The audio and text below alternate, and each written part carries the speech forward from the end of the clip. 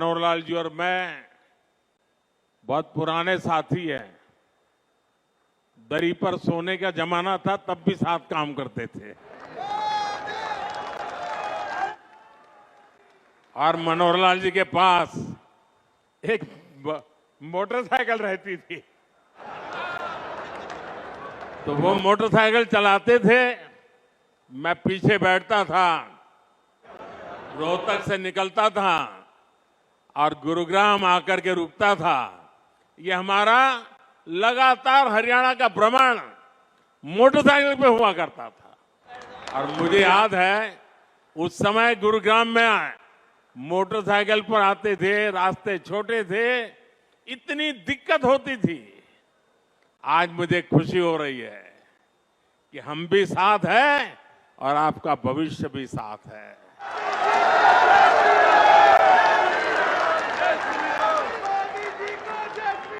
विकसित हरियाणा, विकसित भारत के मूल मंत्र को हरियाणा की राज्य सरकार मनोहर जी के नेतृत्व में निरंतर सशक्त कर रही है।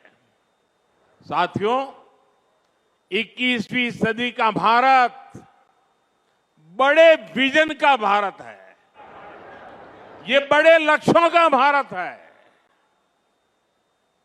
आज का भारत प्रगति की रफ्तार से कोई समझौता नहीं कर सकता। और आप लोगों ने अब मुझे भली भांति जाना भी है, पहचाना भी है, समझा भी है। आपने देखा होगा, न मैं छोटा सोच सकता हूं, न मैं मामूली सपने देखता हूं, न ही मैं मामूली संकल्प करता हूं। मुझे जो भी करना है विराट चाहिए, विशाल चाहिए, तेज गति से चाहिए। इसलिए कि मुझे 2047 में हिंदुस्तान को विकसित भारत के रूप में देखना है। दोस्तों, आपके बच्चों के उज्जवल भविष्य के लिए जी जान से जुटे रहना है। जी,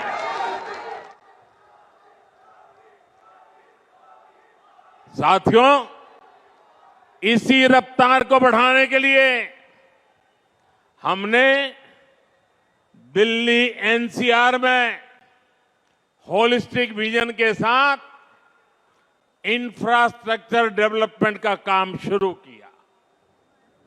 हमने बड़े प्रोजेक्ट्स को तय समय सीमा में पूरा करने का टारगेट रखा। ये द्वारका एक्सप्रेसवे हो, पेरिफेरल एक्सप्रेसवे का निर्माण हो, ईस्टर्न पेरिफेरल एक्सप्रेसवे हो, दिल्ली मेरठ एक्सप्रेसवे हो, ऐसे अनेक बड़े प्रोजेक्ट्स हमारी सरकार ने पूरे किए हैं। और कोविड के 2 साल के संकट के बीच देश को इतनी तेजी से हम आगे बढ़ा पाए हैं। दिल्ली एनसीआर में पिछले 10 वर्षों में 230 किलोमीटर से ज्यादा नई मेट्रो लाइनें शुरू हुई है। जेवर में इंटरनेशनल एयरपोर्ट के निर्माण का काम तेज गति से आगे बढ़ रहा है। डीएनडी सोहनास पर जैसी परियोजनाएं भी निर्माण के अंतिम चरण में है। इन परियोजनाओं से यातायात तो आसान होगा ही, साथ ही दिल्ली एनसीआर की प्रदूषण की समस्या में भी कमी आएगी। साथियों, विकसित होते भारत में आधुनिक इंफ्रास्ट्रक्चर का निर्माण और देश में कम होती गरीबी, दोनों आपस में जुड़े हुए हैं।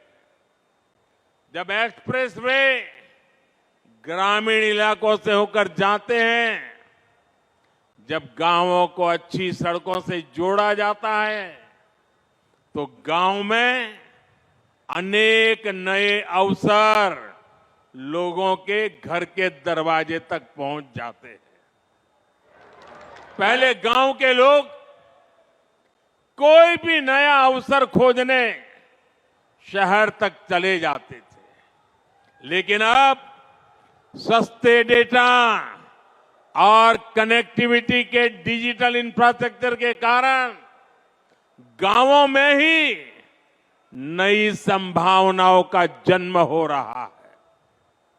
जब अस्पताल, शौचालय, नल से जल और घरों का रिकॉर्ड गति से निर्माण होता है तो सबसे गरीब को भी देश के विकास का लाभ मिलता है।